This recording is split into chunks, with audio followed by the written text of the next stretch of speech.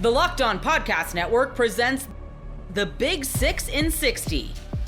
The 6 biggest national sports stories from the local experts of the Locked On Podcast Network. Get the real story, why it matters, what's next, who wins the big game, and more, all in 60 minutes. The Big 6 in 60 starts now with the biggest story in sports. Game 3 of the World Series goes down as one of the wildest in history. 18 innings. You are Locked On Dodgers, your daily Los Angeles Dodgers podcast. That was bonkers. Go to Gametime, get tickets, and go to Dodger Stadium today if you can. Right.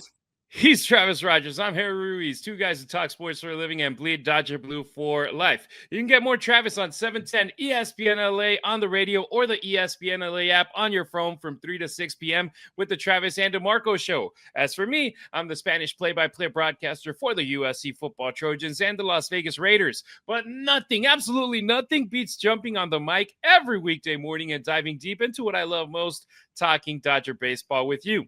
To everyone who's new here, welcome and thank you for joining us. We're pumped to have you as part of the Locked On Dodgers family. To our everydayers, you're the reason why we do this. Because of all of your support, you've helped us now get the top 6 most watched episodes on our YouTube channel's history. So if you're watching on YouTube, make sure to hit that subscribe button, like our content, and drop a comment. Or better yet, hit us up on our listener line at 2793-LOCKED or 279-356-2533.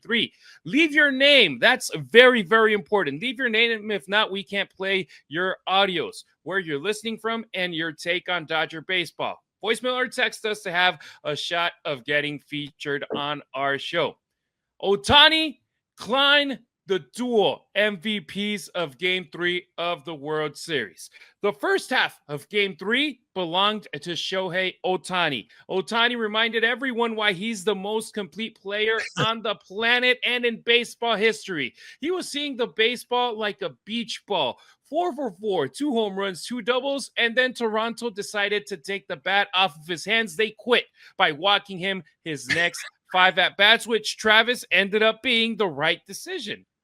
Yeah, absolutely. It was the right decision. I'm glad they didn't decide to do that a couple of at-bats sooner. Shohei, you know, I wish I were a smarter man, Harry, with a wider vocabulary and was more articulate, because, you know, you and I, we get paid to be able to describe things effectively and put them in the context that they deserve to be put in. And I don't have the words to talk about what Shohei Ohtani has done yet last night, what he might do tonight, what he's done in his career. It is the most extraordinary performance. And every time you think you've seen the outer limits of what he might be able to do, he does more. And that's what he did last night. He hit 2 more home runs. He had 2 more doubles. And they basically said, blanket.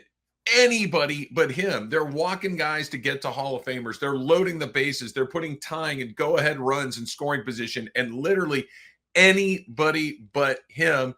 And I think it's the right decision. I would not be surprised at all, and this is crazy to say, at all, that when Shohei Ohtani strides to the plate to lead off the game in the bottom of the first inning, if they just say, blanket, put him down there, we're done with this guy. We're not doing it anymore. That's how good he was. A whole nother series of articles being written about how this has either never happened or it happened once a million years ago, and the dude that did it was named Babe Ruth. He continues to set the bar higher and higher of what's capable or what's possible for a Major League Baseball player. It is an honor to get to watch it. It is a thrill that we get to watch it as Dodger fans, and he's doing it in a Dodger uniform. But Shohei Ohtani continues to defy explanation, defy what is possible in a baseball player, and it is just a real, genuine treat to be alive to see him do what he does. What were they saying in Toronto, Travis? We don't need him.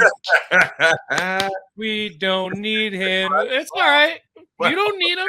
I felt like we'll take him, right? He's ours. He's been with the club for 2 years. He's got 8 more years in his contract. We'll take him. I was looking at his plate appearances since in his last 2 games at Dodger Stadium, and they are nuts. 5 home runs, 2 doubles. He was walked 4 times yesterday. 4 of them intentionally, one more from the previous game. It was ridiculous. It's crazy. And that's the type of baseball player. The thing here, Travis, is the consistency, because yesterday when we had that show asking the question if the Dodgers should bench Andy Baez, we had people calling in, well, what about Teoscar Hernandez? Well, what about Shohei Ohtani? They've been inconsistent. Why aren't you asking the question about these guys? And we go over to what happened yesterday. Teoscar Hernandez, he got that first home run to open the score early in the game in the second inning. He got another hit later in the game. He has been more consistent. And made a couple of great plays in the outfield to cut down runs at the plate. I mean, it was, look, no one's going to confuse Teoscar Hernandez with Roberto Clemente out there in right field. We understand that, but dude, I mean, every single guy in a Dodger uniform last night did something at some point to help that team win. And you know, just kind of going back to Ohtani for a second, because I still have a smile on my face. It's been, you know, it's been 7 hours since the game ended or whatever it was, and I'm still just absolutely peaking about it. But one of the things I loved about seeing Ohtani was even after the game had ended and Freddie had walked it off and what, you know, Kershaw did what there's so many guys that we can get into. Ohtani's got this smile on his face like he's a little leaguer. He's running around. He's jumping on top of guys. He's the first guy at the pile. Like, he just has this incredible enthusiasm that, as blown away as we are by it, it's almost like he too is kind of like, yeah, this is, I don't know, man. I was given these gifts to go do these things, and he's enjoying it as much as we are. It was unbelievable. And I'm the only part about me that's a little teeny tiny bit sad is that it's almost over for this season, because when he's on one like this, it's like, can we play 3 games a day? Because I just want to continue to watch him do what he does. He's extraordinary. And Shohei's a player who's pretty much like Mookie, where with the bat, he lets his teammates celebrate. He lets the fans celebrate, and he just rounding the bases. He does his celebrations and whatever. Yesterday, you saw that emotion out of him. You saw that excitement that, hey, we're in the biggest stage possible in club baseball, and we're doing this thing right now, because we know also he already did this kind of thing before over in the World Baseball Classic, and he's going to do it again next year. And I won't blame people if they're fans for the U.S. or Mexico or Venezuela or whichever other national team is in it, and they play Japan and Shohei Ohtani hits a bomb, and they all stand up and applaud and celebrate, because it's that kind of situation.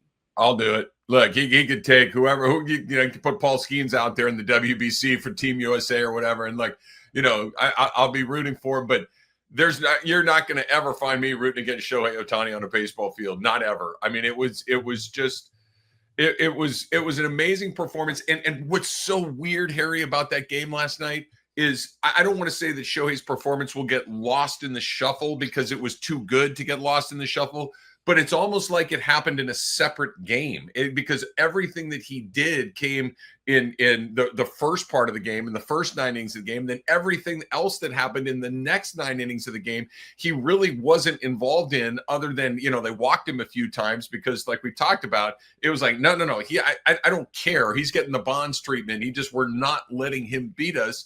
And then everybody else in the Dodger lineup had a moment that was just like, I love you, man. Like, I can't believe that we're talking about Edgardo Henriquez, and Clayton Kershaw was amazing. And just every single, Emmett Sheehan was amazing. Every person that went out there contributed to that win. They emptied the bullpen. They used every position player other than Dean and Rortvedt. It was just so much fun to watch. I loved every single second of it. He didn't take a single swing after the 7th inning of the game when he tied it with a solo home run. How about that?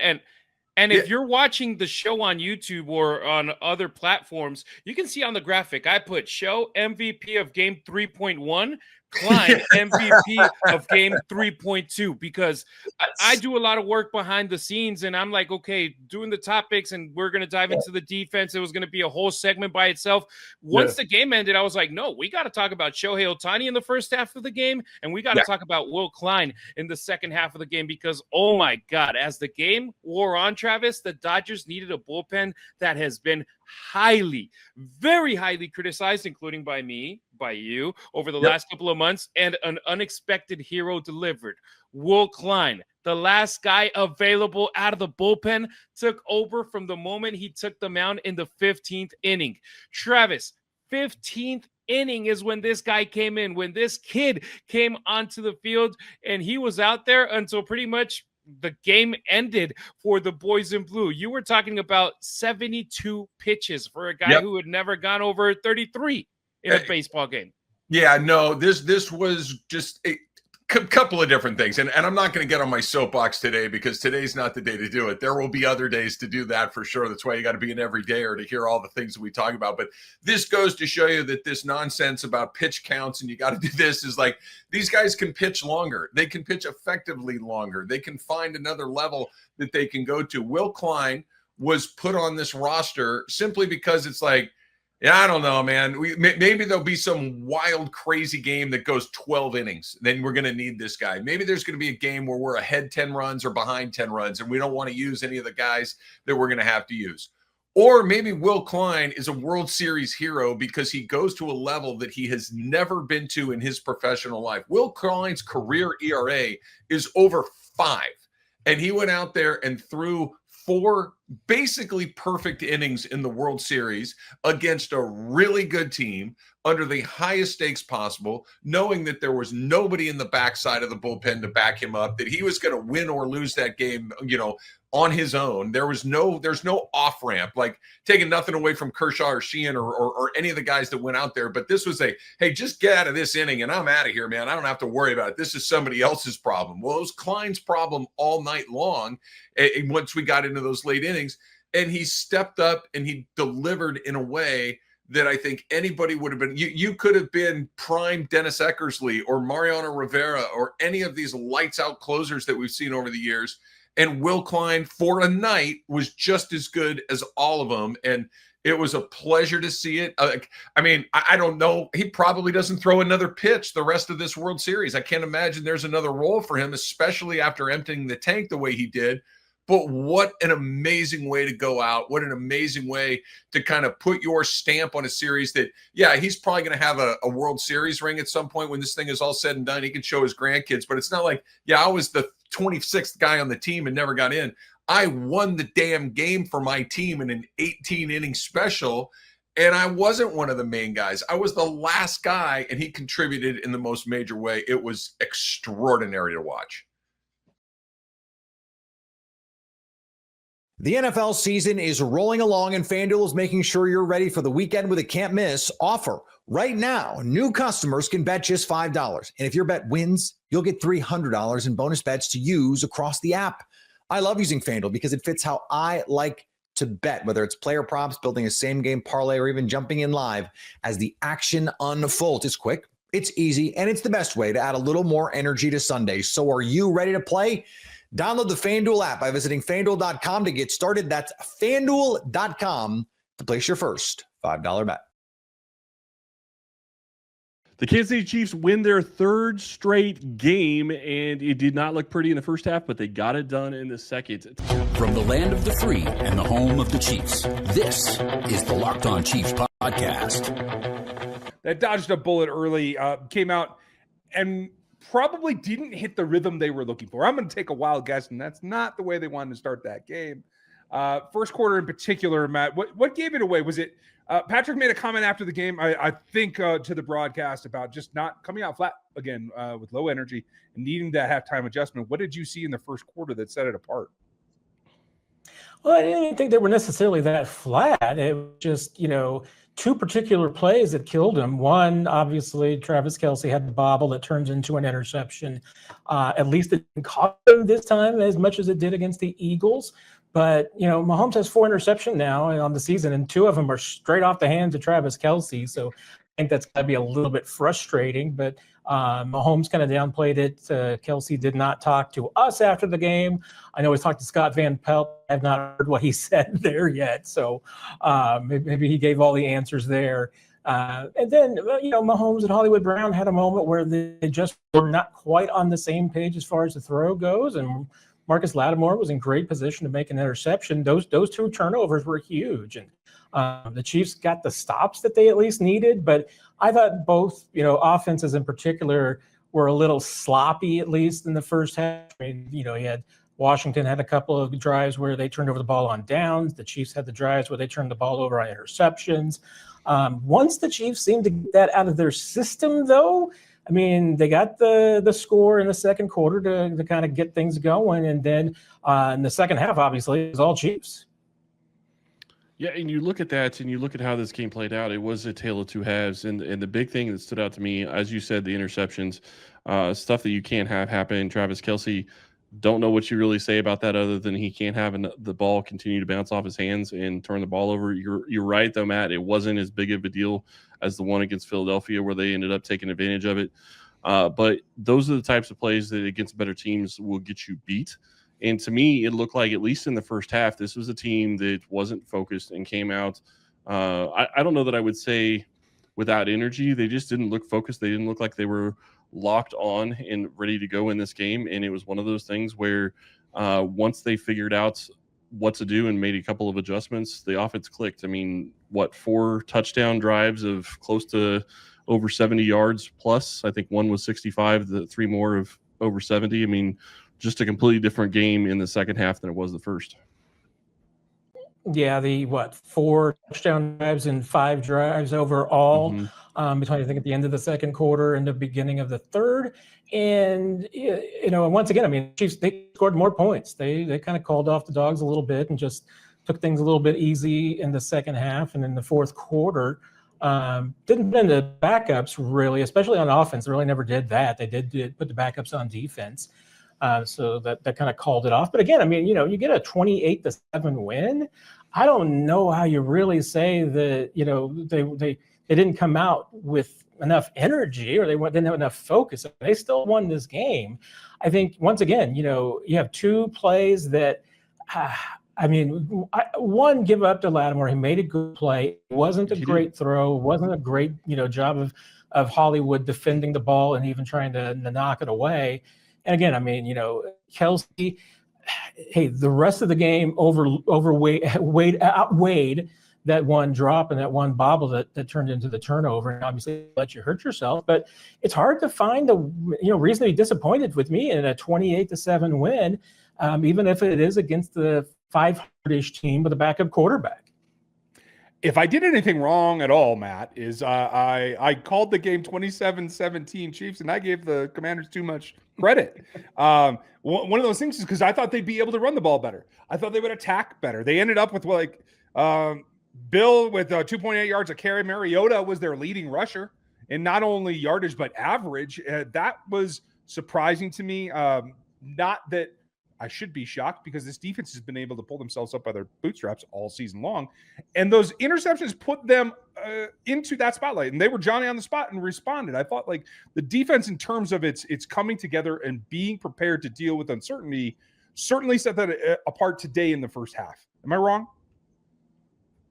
I know, I don't think you are wrong. And, again, I mean, this has been a strength of this defense now for a while, and their calling card is that the first thing that they want to do is they want to shut down the opposition's run game. I mean, there's a reason why they've been calling it now for a few years, kill the engine. And, we even got some stories the last couple of weeks from Joe Colin and the rest of the staff about how that's how they begin their week, is they begin with the run game meetings and how they're going to stop run that week. So it's a consistent storyline with this team that they stop the run. The one thing that I thought that was going to be interesting today, that Mariota came into this game averaging 9.4 yards a carry, and only had 10 carries on the season in his 2 starts, but that was enough. And they came out with designed runs specifically to try and get Mariota going, and the Chiefs quickly shut down with bringing in Leo Chenal again as a spy. That worked pretty effectively.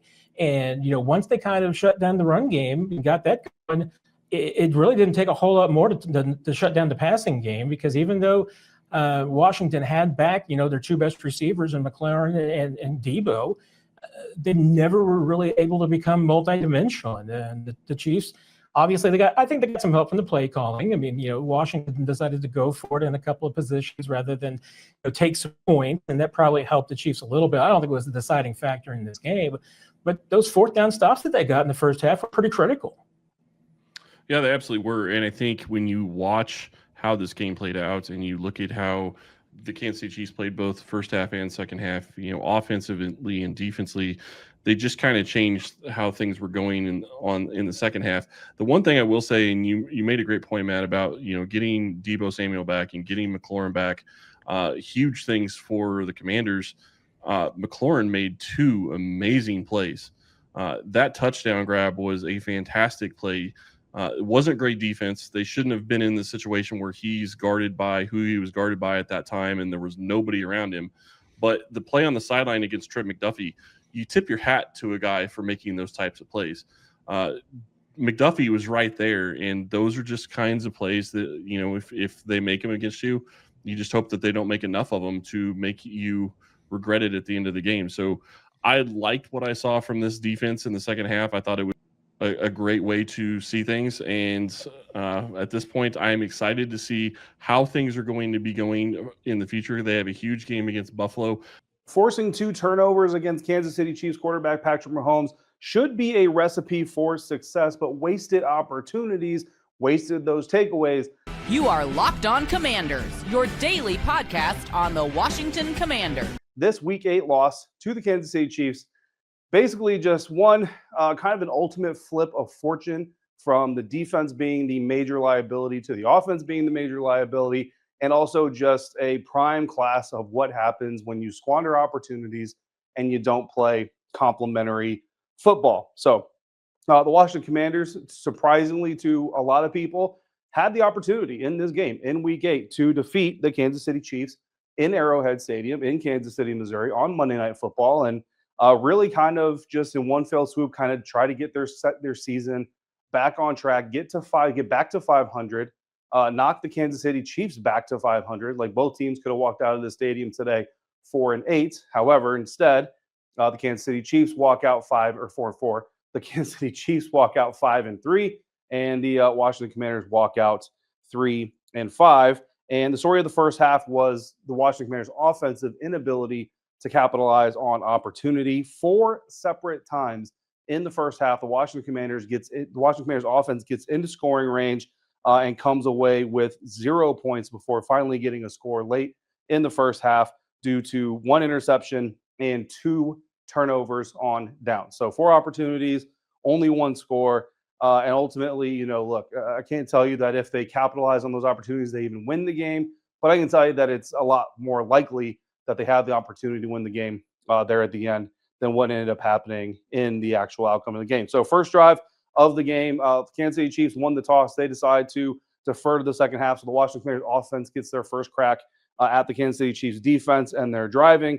And there's a screen pass at the Kansas City 18-yard line intended for Deebo Samuel, bounces off of Deebo Samuel into the waiting hands of linebacker Mike Dana, his first career interception. 9-play drive. The Washington Commanders are driving down the field, a good mixture run game, good mixture of short passes. They're getting the ball out quick.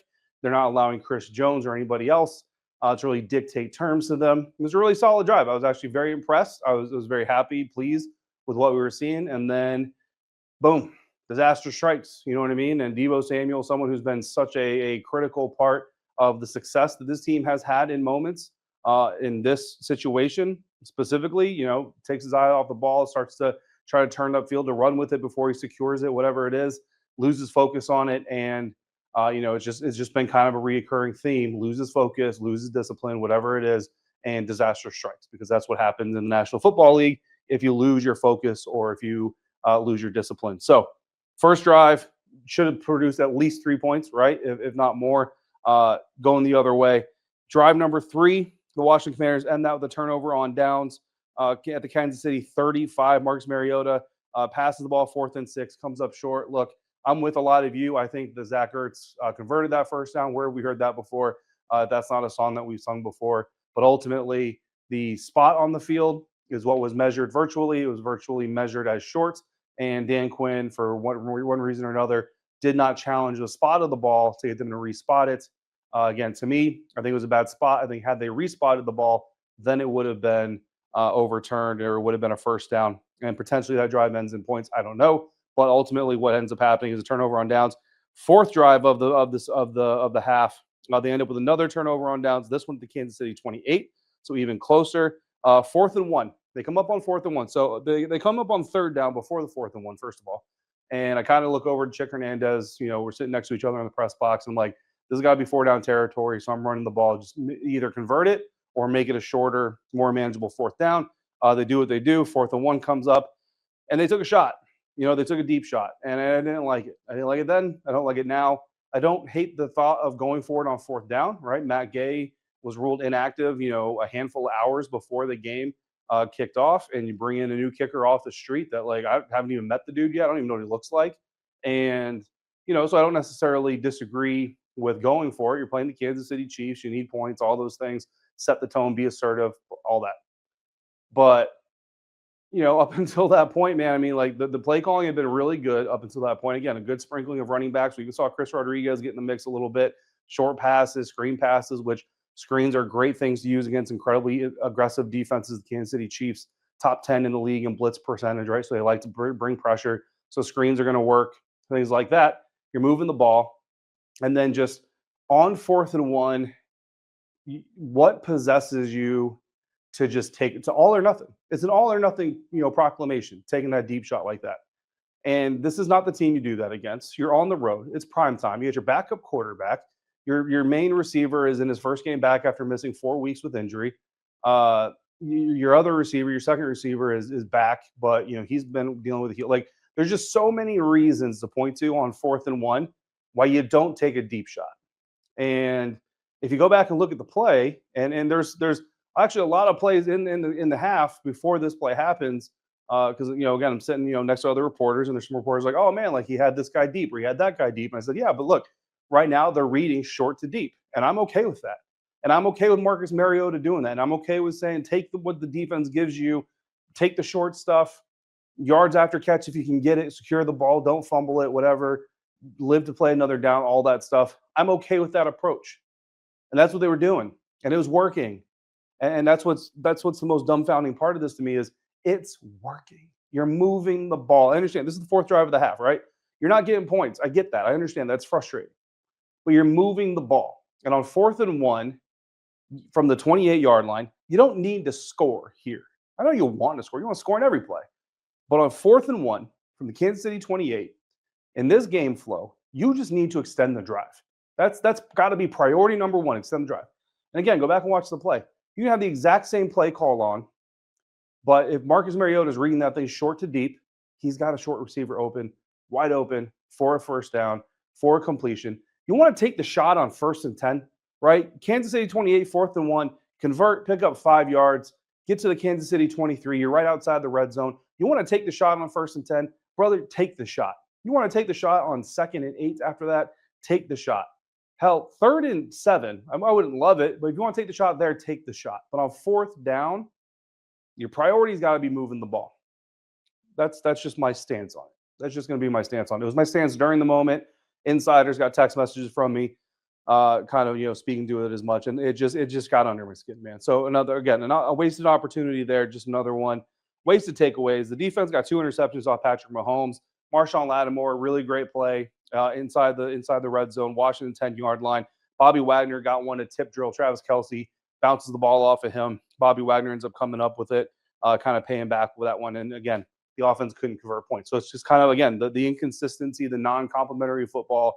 The defense finally shows up, holds the defending AFC champs, a team that has found its groove again, to 7 points in the first half, 2 turnovers in the first half. And the Washington Commanders offense walks out with 7 points. So it's just the way that it went in the first half. Benson had a 22-yard catch, his 2nd catch of the season on the game-tying drive. Jeremy McNichols, an 18-yard catch. And then Marcus Mariota, Terry McLaurin on an 11-yard pass to tie the game at 7, heading into halftime. And there was 2 feelings in this. I wrote this in my article for WSA 9 after the game. There's 2 feelings heading into halftime. One is, oh man, the Washington Commanders are battling with the Chiefs. They're in this game. The game is tied. You feel really good. The other side of it was, yeah, but that offense left no fewer than 9 points on the field. Like, that should have been a 16-7 game at halftime, minimum. Potentially 17-7, potentially 21-7, right? This should have been a game that the Washington Commanders came out of halftime leading. Bottom line. And nothing that the Kansas City Chiefs did prevented that from happening. period. Most people can't name all their financial accounts or even what they're worth, whether it's a 401k or properties or investments. And when you don't have the full picture, you can end up leaving money on the table. That's why there is Monarch Money.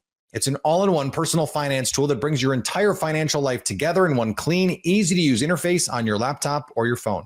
Monarch does the heavy lifting for you. You can link all your accounts in minutes, see clear data visuals, get smart categorization of your spending, and finally feel in control of your money without ever touching a spreadsheet. I linked all my accounts to Monarch and immediately spotted a few subscriptions I wasn't even using. Canceling those all can save you money every month. Don't let financial opportunities slip through the cracks. Use code LOCKEDONNFL at monarchmoney.com in your browser for half off your first year. That's 50% off your first year at monarchmoney.com with code LOCKEDONNFL.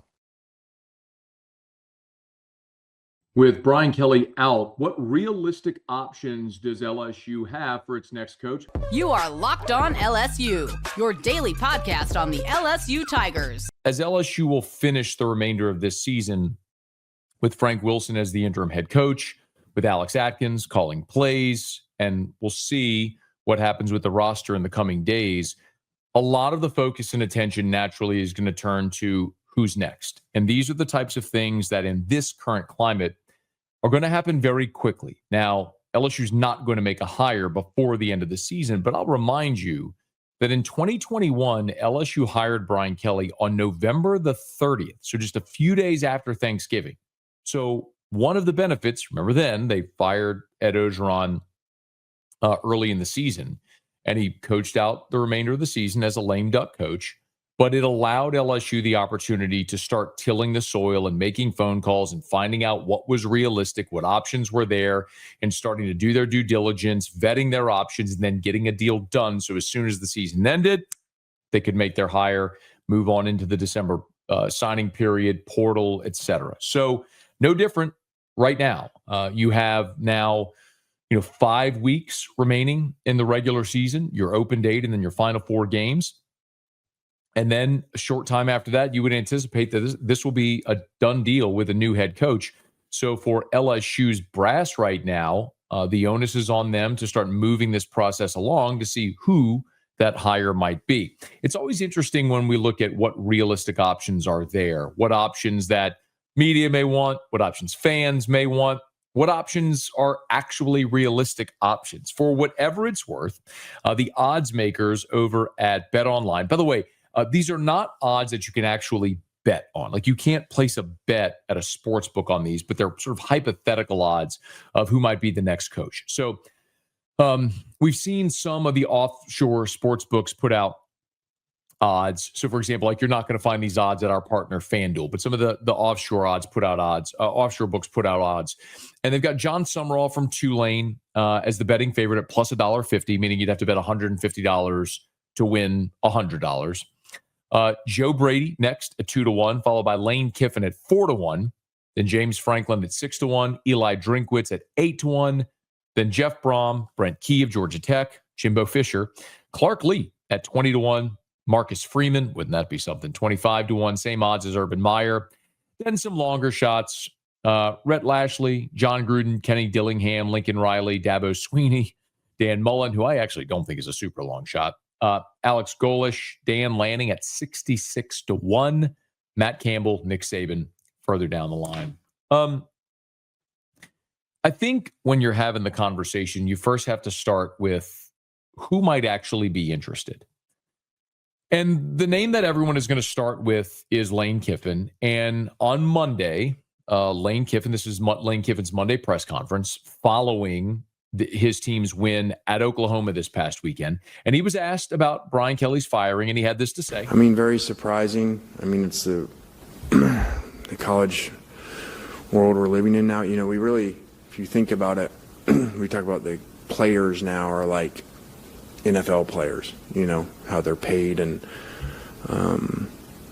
now I feel like the college coaches now are more like the NFL coaches where, you know, the firings happen quicker. NFL coaches see all the time, they get 1-2 years, you know, and you're like, well, in college that doesn't happen, you know, because it's harder to build a roster and they give you more time. And so it's obviously not the case now.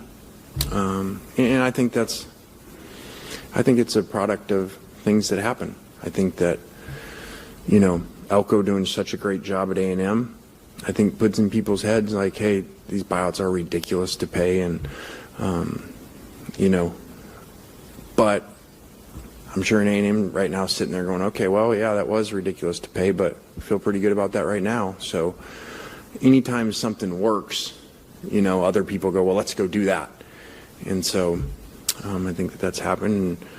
And once it now has places accepting, to pay these buyouts, which I think is ridiculous, but that it's happening, then it's easier for the next team and the next team, to do it. So there's Lane Kiffin talking about ridiculous buyouts. For what it's worth, with his most recent win, Lane Kiffin, his contract rolls over. So his added year currently will be worth $9 million, with $7.2 million of that guaranteed. So you continue to see his salary there at Ole Miss balloon, and you're very likely going to see a scenario where Ole Miss is looking to pay Lane Kiffin even more. And we're having the conversation about Lane Kiffin because this is sort of the hot name that everyone's discussing. Florida would want him. There's conversation about Penn State. Well, now LSU has entered the chat. And remember, Lane Kiffin's agent is Jimmy Sexton, who's the coaching super agent, so to speak, who has all the big name coaches on his roster. It's worth mentioning that Lane Kiffin also was a guest Monday on the Pat McAfee show. And he said in no uncertain terms that money will not drive his decision. I have never made a decision based off of money, nor will I. For a lot of people, they're just like, well, money and it does this and does that. I've seen too many examples in life where money does not buy happiness. So I am never going to make a decision off of money, nor do I care about it. Jimmy Sexton gets really mad when I say that. He's got enough. We got to get this. We got to get this. And I'm like, Jimmy, I don't care. And he goes, I do. I actually believe Lane Kiffin when he says money's not going to drive his decision. I think watching Lane Kiffin, certainly since the cycle 4 years ago when he was the coach at Ole Miss in his second year, he desperately wanted opportunities with LSU or Florida, didn't get an interview with either. And now 6 years into his tenure at Ole Miss, he said pretty openly that he needed Ole Miss more than Ole Miss needed him. And he looks like a very different man who, like, physically is different. He's got himself in great shape, but he seems to have a great relationship with his children. He's divorced. Not that getting into his personal life matters, but you talk to people around, like, he's got a good relationship with his ex-wife and his family. And so he's in a great spot. So to uproot that, it feels like would have to take more than just money. So what is that? He was also asked by McAfee if he addressed the rumors with his team. Yeah, I usually don't talk about it with the team because we've dealt with this for a number of years because our players have performed really well and won a lot of games here. And so this attention has come with that. I just thought last week it was important late in the week to address it on Friday just because we have so many new players. So they hadn't been here the year or the year before that where these job rumors and stuff would come up. And so I just told them, hey, this is a product of how you guys play is why they see the way that you play. So then people are like, fans are like, we want that system. And they say coach, but really it's the system of the players and the assistant coaches and what a good job they do. So I just told them that's a compliment to them. I think the biggest question with Lane Kiffin that he'll have to answer is, does he believe he can win a national championship at Ole Miss? If money's not the object, and I believe him, and money will follow with the success he's had, wherever he coaches, if it's Ole Miss or LSU or Florida or Penn State or wherever he is next year, money will follow. And that's a reward of the success he's had, and that's warranted. But does Lane Kiffin feel like he can win a national championship at Ole Miss? And if he does not, then I think he would take the LSU job. But this year is one of those indicators where they're sitting there with one loss, and I think have a great opportunity to finish this regular season with one loss and be a playoff team. And if that's the case, can Lane Kiffin, if he makes the playoff, does he feel like he can make his way through the playoff and win a championship at Ole Miss? And if he thinks the answer to that is yes, then why would he leave if he's happy where he is? I think that's probably the bigger question for Lane Kiffin is not money. It's, can you win a national championship at Ole Miss? And in a different era, the answer was unequivocally no. in this era, this portal NIL era where you have buy-in and commitment, an era where Indiana is number 2 in the country and Vanderbilt and Georgia Tech are in the top 10 with Ole Miss? I think the answer is yes. He can win the championship there. And if he believes that, then I think he stays. The NFL season is rolling along, and FanDuel is making sure you're ready for the weekend with a can't-miss offer. Right now, new customers can bet just $5. And if your bet wins, you'll get $300 in bonus bets to use across the app. I love using FanDuel because it fits how I like to bet, whether it's player props, building a same-game parlay, or even jumping in live as the action unfolds. It's quick, it's easy, and it's the best way to add a little more energy to Sundays. So are you ready to play? Download the FanDuel app by visiting FanDuel.com to get started. That's FanDuel.com to place your first $5 bet. The Vikings placed Carson Wentz on IR with a season-ending labrum surgery, which raises a whole bunch of uncomfortable questions. You are Locked On Vikings, your daily Minnesota Vikings podcast. Carson Wentz is on season-ending injured reserve thanks to a torn labrum surgery and a fractured shoulder socket, which he suffered in the Week 5 game in Tottenham against Cleveland. That is the bare bones, AP style reporting, no extra detail, no extra editorialization. But the way that this has been interpreted has kind of diverged down 2 paths, and I want to start with that. Because while Tuesdays are a day for me to take your questions, there is a question that I think we need to ask that does not paint our favorite football team in a very good light. And it is, did the Vikings pressure Carson Wentz to play through an injury you otherwise never would have so that they could baby J.J. McCarthy's ankle? Think about the timeline here. J.J. McCarthy gets his high ankle sprain. We're told at the beginning 2 to 4 weeks. High ankle sprains can be kind of tough to pin down, so it's not crazy that they underestimated things, and the Vikings have a history of underestimating injuries. I kind of think they're just not very good at it. So I don't know if they were lying about that so much as they probably just underestimated how long it would take to recover and how long they would have. Carson Wentz plays well enough to not throw you into an emergency panic, Sean Hill style, but not well enough to get them to, stop worrying about when J.J. McCarthy is going to be back. As time goes on, Carson Wentz's play declines. I think he was better in the first couple games than he was in the last couple. And of course, he suffers this labrum injury, this shoulder injury. It's to his non-throwing shoulder. He's in a lot of pain, but he guts it out. And you saw on the broadcast, I didn't get to see this till after the fact, but I have now seen what you all saw. That dude was in a lot of pain, huh? That dude was suffering. And it brings up a question of what the ethical standard is for NFL players who are playing through injuries. Everyone's playing through something. Ask any NFL player, hey, did you ever have a season where you went through and you never had any, bump or bruise or little tweak or sprain or something that didn't feel quite right? And nobody will say that they ever played through a whole season without being sore, hurt, having something that needed to be treated in the off season. It's just how it goes. So there is some level of acceptable injury. The way that I've heard high school coaches describe it is, the difference between being hurt and being injured, right? My knee's a little sore, I'm hurt. I tore my ACL and I can't put weight on it, I'm injured, right? What is the standard for how healthy you have to be to play? And there isn't an answer that makes it make sense here. As we have seen with McCarthy, he has been right around the corner, as Kevin O'Connell just put it, but he's been some version of that for a month now. That's not crazy to me. He's described how it affects his footwork and how they want to make sure that he can, plant on that foot properly and how he can scramble and not feel like he's, not as willing to move off of his spot as he wants to because his body's compensating for pain and all that. And those are all habits that you don't want to calcify in a young quarterback's game. So I totally get wanting to wait until he's 100% no pain at all before you put him out there, even though he could probably gut it out and play a reasonable quarterback. The problem is that Carson Wentz, it sounds like, was dealing with quite a bit of a worse injury. He had a fractured shoulder socket. That's insane. That's car accident level injury. And of course, the torn labrum.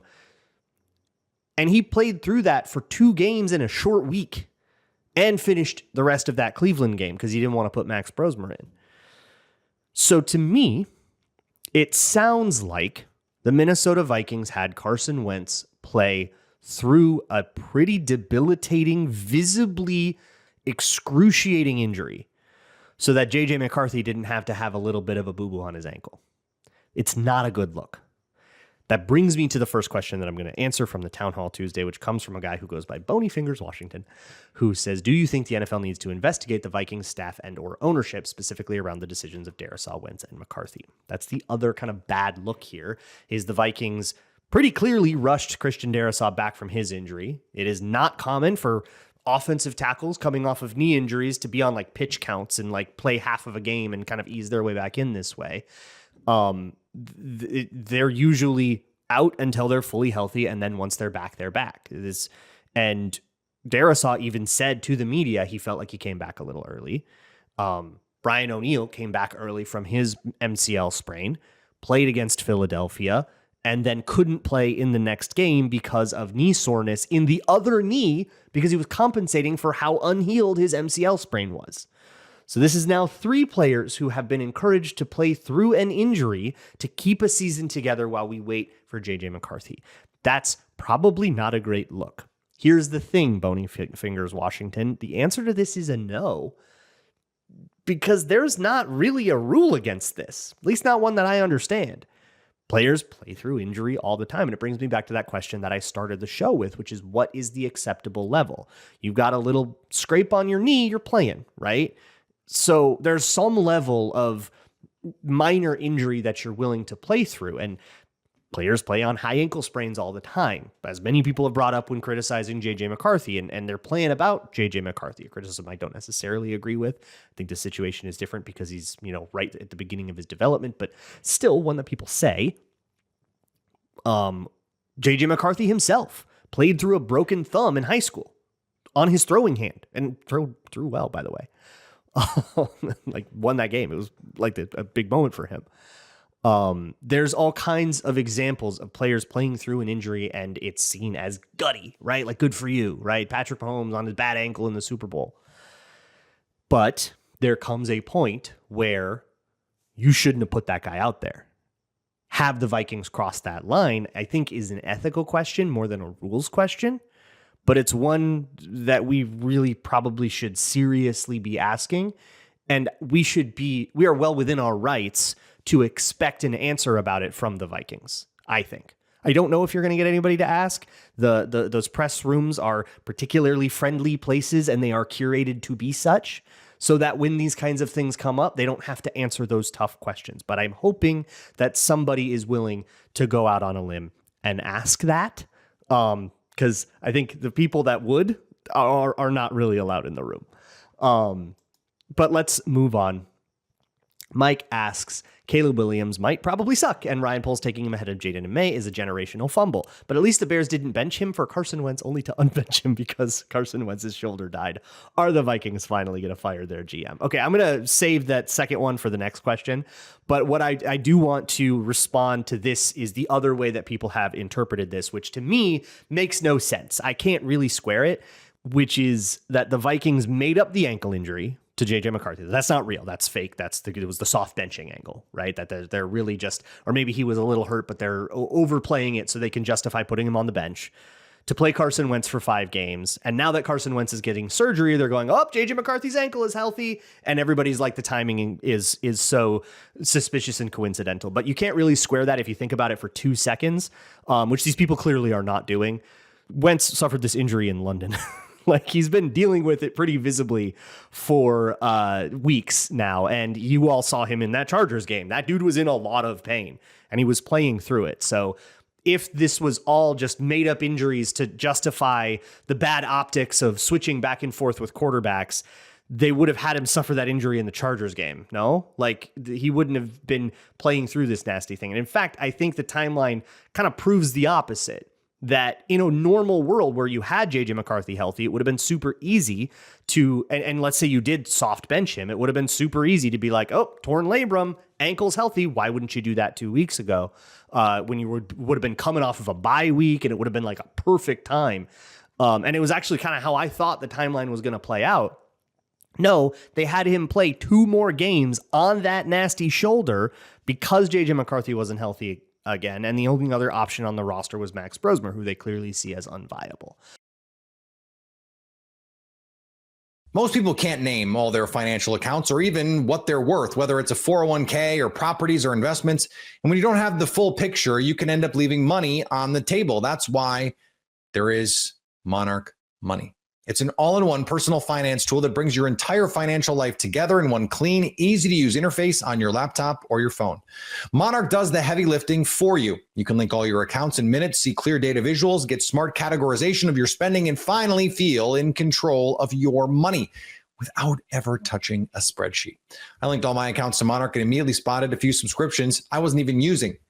Canceling those all can save you money every month. Don't let financial opportunities slip through the cracks. Use code LOCKEDONNFL at monarchmoney.com in your browser for half off your first year. That's 50% off your first year at monarchmoney.com with code LOCKEDONNFL.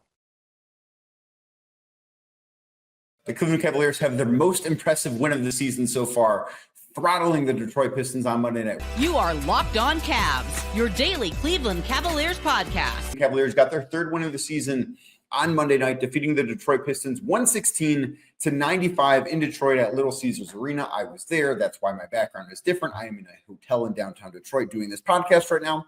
So that's why I don't have my normal backdrop. The story of this game to me was the way the Cavaliers played defensively. And I think it's fair to say that has been a focus of the season so far. And I think that's what the focus has to be, right? Darius Garland hasn't played yet this season. Max Strus hasn't played yet this season. Darius is obviously an offense-first player. I don't know that I would call Max an offense-first player. I do think he's a pretty balanced player. But with what the Cavs have at their disposal right now, I think that they need to be a team that leans into a defensive identity. I think that is the side of the floor where they need to build things up. I thought it was okay on opening night. I thought it was okay at times against Brooklyn on Friday night. I thought it was better on Sunday. And then Monday night in Detroit, I thought was far and away the best defensive performance that the Cavs have had in their first 4 games. I thought DeAndre Hunter did a fantastic job on Cade Cunningham. I thought Jalen Tyson did some good things defensively. And I want to talk about Hunter in a minute because the impact that he had defensively was very, very important. But I do think that we are starting to see the defensive impact that the Cavs can have when they pressure full court. I didn't think that even when the Pistons at the start of this game, because offensively they weren't bad at the start, like the first 6 minutes, they were okay. They hung in there with the Cavs. Like the Cavs were leading, I think 24-22, 6 minutes into the game. And then they closed out the first quarter on an 11-0 run. And, or maybe the Pistons might've been leading 23-22, whatever it was like an 11-0 run to end the first quarter, which was fueled by defense because I didn't think the Cavs offensively were all that great. Like the Cavs, it was weird because this was obviously the second game on a back-to-back. It was the 3rd game in 4 nights. Those 3 games have been in 3 different cities. Now, they've been in the same time zone, which I think might be a bigger deal, but they've been in 3 different cities in 4 nights playing 3 different teams. And those things are all important. And typically you see the effect of that on the floor. I thought offensively, they kind of looked like a team that maybe needed a little bit of juice, that looked a little tired, that looked like they were playing their 3rd game in 4 nights, but defensively, they looked fresh. Defensively, they looked like they had the required intensity. And that, to me, is one of the impressive things. And if you look at Detroit, too, because this was the second night of a back-to-back for the Pistons, they played on Sunday at home against the Celtics. Now, the Pistons had a little bit of a rest advantage because they didn't have to travel. And I mean, travel from Cleveland to Detroit is maybe the easiest in the NBA. It is a 16-minute flight from Cleveland Hopkins to Detroit's airport. So that necessarily isn't the biggest deal, but the Pistons did play earlier on Sunday. So their back-to-back was just like a little bit more manageable. I don't think it matters all that much. But the fact that the Cavs were able to have the energy and the impact that they did defensively, I thought was really important, especially when you consider that the team was even more shorthanded on Monday night, because we know Darius Garland not playing yet. We know Max Strus not playing yet, not going to play for a while. Lonzo Ball did not play in this game as part of his resting plan, or his injury management plan is probably a better way to term it, where he's not going to, at least at the start of the season, he's not going to be playing both ends of a back-to-back. He played on Sunday at home against the Bucks, did not play Monday in Detroit. So the Cavs were down a few guys, but they still had the defensive energy that they needed. Like, that to me was the thing that stuck out. And I do think that we are now starting to see some of the effects. And maybe this was more glaring because, like I said, for the Pistons, it was a second night of a back-to-back for them too. But I think we're starting to see the effect of what the Cavs picking up opponents 94 feet away from the basket can do. I didn't think Detroit ever looked comfortable offensively. I didn't think that they ever were able to find a rhythm. As I said, they had a good first 6 minutes of the game, but even then they didn't look comfortable. It looked like, okay, they're just making shots, and the Cavs were giving up a few too many corner threes. And I do think if there's one thing to really point at defensively, the Cavs are not doing well. I think opponents are generating a few too many corner threes. And Detroit did that. They just don't necessarily have a ton of shooters that are capable of making them. But overall, the Cavs defense was super impressive. They forced 25 Detroit turnovers on the game. That to me is the stat that told the game, because rebounding was fine. I think the rebounding effort was better, but the Pistons shot 38% from the floor and had 25 turnovers. Cade Cunningham, right? DeAndre Hunter had that assignment for a good portion of the night. Cade Cunningham was 3 of 14 from the floor. He had 12 points. He had 4 assists, 5 rebounds, 5 turnovers. He was forced into more turnovers than he had assists.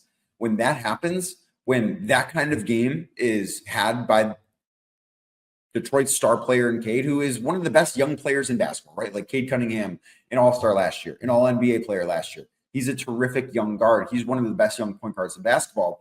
DeAndre Hunter just made life miserable for him. Jalen Tyson did a very good job defending him. The Cavs did a great job on him, and I thought because of that, you really started to see the effects elsewhere. Jalen Duren didn't necessarily have a great game coming off the bench. Isaiah Stewart had a terrible game. He was 1 of 9 from the floor, minus 30. And the Pistons are a team that, because they have some nice young talent, and I don't know if Asar Thompson got hurt or if it was just because he was in foul trouble, but he only played 15 minutes for the Pistons. But this is a team that is going to go as Cade Cunningham goes, right? If he has a bad game, it's really, really difficult for the Pistons to find a way to win, especially when some of their other guys are out. Karis LeVert did not play in this game for the Pistons because of a hamstring injury. Marcus Sasser didn't play. Jaden Ivey is out because of a knee surgery. So the Pistons are not necessarily a full version of themselves right now, and we can obviously say the same thing for the Cavs without Garland, without Strus, without Lonzo Ball. And I would argue the Cavs injuries are more detrimental to who they want to be because they're actually missing an all-star right now. But I look at this and say, well, if Cade Cunningham doesn't have a good game, what is the Pistons' blueprint for winning?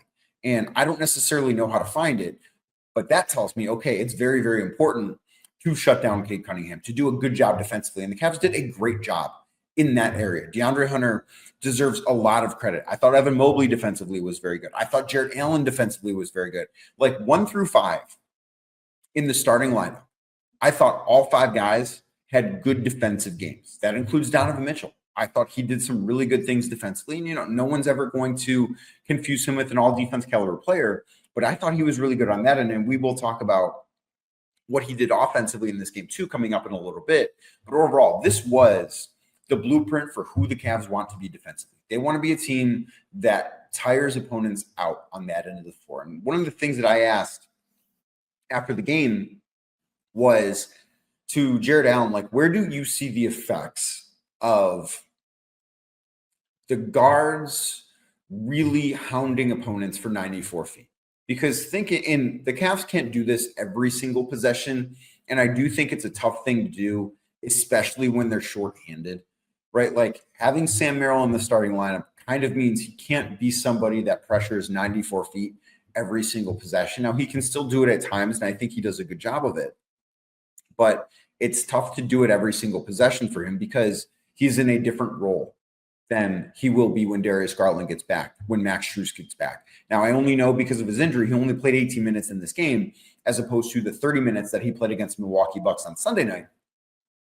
But he can't necessarily do that. The guys that can do that, the Jalen Tysons of the world, the Craig Porter Juniors of the world, Tyrese Proctor when he gets in there, those guys can have that sort of impact. And I think that is why in the second quarter, the Pistons, I don't know that they necessarily completely ran out of gas in that second quarter, but they, from the 4-minute mark, right around the 4-minute mark, not 4 minutes exactly, but right around the 4-minute mark, the Pistons made a basket. I don't remember who it was. Doesn't matter. They didn't make another field goal until the 5-minute mark of the second quarter. Detroit went 11 minutes of actual NBA game time without making a basket against the Cavs defense. That to me is the stat of this game. That to me was the most impressive thing that the Cavs did all night long, was that stretch. And the Cavs offense, as I said, it wasn't perfect. It wasn't great. It's not like the Cavs scored 40 points in that 11-minute stretch. Like they scored 33 in the first quarter. They scored 30 in the second quarter. They did not have a 40-point quarter in this game, which to me, like, is the barometer for if the Cavs are rolling offensively, they will have a 40-point quarter in a game. And the Cavs didn't have anything close to that. But defensively, Detroit didn't have a 30-point quarter. And that, to me, is the sign that this team is leaning into a defensive identity. And that is going to be something that's very, very important. Because this team last year, for as much as they wanted to talk about, we are a defense-first team, that is the end of the floor that matters the most. And you can say that, and most teams are going to say that. But the reality was, the Cavs had the number 1 offense in basketball last year. They had the number 2 offense in NBA history last year. They had the number 8 defense. They were fine defensively. They were good defensively. But I don't think they were great defensively. I think that this year, the Cavs have a blueprint to be better defensively. And I'm not predicting that they're going to be the top defense in the league. I don't think that's going to be the case. But I do think that they will be a better defensive team this year than they were last year. And ultimately, because all of this is about the postseason, all of this is about getting to the playoffs and proving that they can win on that stage. They need to be a better defensive team in order to do that. And nights like this, I think, are really, really good building blocks towards being able to do that in April, May, and June. I think that is the thing. The biggest thing to take away from this game is how good they were on that end of the floor and how they can now start to tap into that identity a little bit. And this is something that when the Cavs talk about building the right habits, I don't look at it on offense. I think they know what they're doing offensively. Even on nights where it doesn't look great, and I don't think it's fair to judge them offensively whatsoever until they get the full version of Darius Garland back, just because guys are in different roles and, they're still going to have nights where they're good. They're maybe not going to have as many nights where they're great without Garland, because I think his absence has really shown how important he is to this team on that end of the floor. But I think they can build a defensive identity. And I think that should be the number 1 goal for this team in the first part of the season.